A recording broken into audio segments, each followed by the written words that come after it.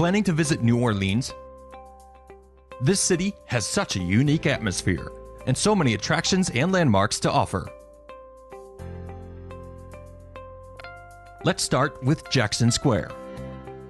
This is the heart of the French Quarter, and perhaps the heart of New Orleans from the very start. In the past, this is where you could have seen a public execution.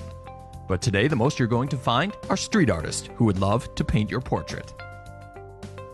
When visiting the square, don't miss a great photo opportunity in front of the historic St. Louis Cathedral, Cabildo, and the Presbytery buildings. At number 9, we have a cemetery. It's rare to find a city that considers most of its cemeteries as tourist attractions. But the combination of the above-ground burial and the history of voodoo and black magic made the cemeteries of New Orleans extremely popular with tourists.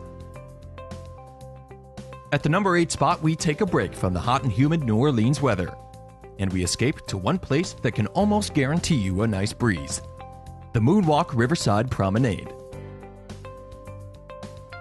Located not far away from Jackson Square, Moonwalk offers you a way to take a break from your sightseeing, see the Mississippi, watch some steamboats, and enjoy street performers and acrobats. In 7th place, we go back to the French Quarter to find another popular destination, Royal Street.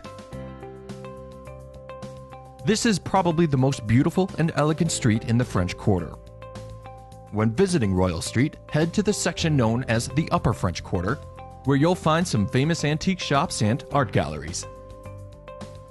Our tip: visit Royal Street during the afternoon in the area between St. Anne and St. Louis Street. This area becomes closed to traffic and it attracts numerous street performers. Next, we have the National World War II Museum. It is very rare to see a national museum outside of Washington, D.C., but New Orleans won the honor of housing this museum thanks to the famous Higgins boats. Manufactured here in New Orleans, these boats carried the troops to the Normandy shores on D-Day.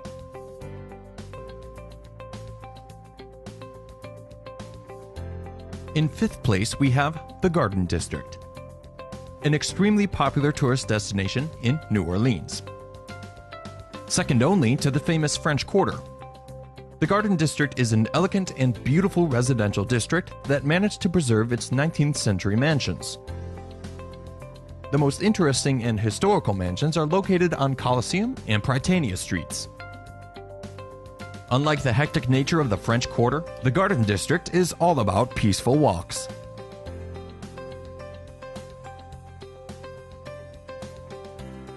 Reaching number 4, we have the Superdome. This is one of the modern symbols of New Orleans and is one of the biggest stadiums in the States. It opened in 1975 on a former cemetery site. It's the home of the New Orleans Saints. The dome also acts as a hurricane shelter, but unfortunately it did not manage to handle the power of Hurricane Katrina, when more than 30,000 locals were stranded here for 6 days. The dome was reopened after renovation in 2006.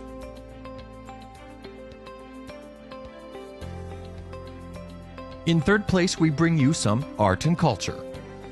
The New Orleans Art Museum and the adjacent Sculpture Garden remind us that this city has many faces. The museum has a collection of more than 40,000 pieces of art, including the works of Picasso, Monet, and Matisse. The adjoining Sculpture Garden is free to enter and shows the works of Rodin, Renier, and Henry Moore. Almost at the top, in 2nd place, we find New Orleans Jazz. Yes, it's not really a place, but a visit to New Orleans has to include at least one visit to a jazz venue. If you're on a tight schedule, you may prefer to take a jazz cruise with a live jazz band, so you can combine some good music with some sightseeing.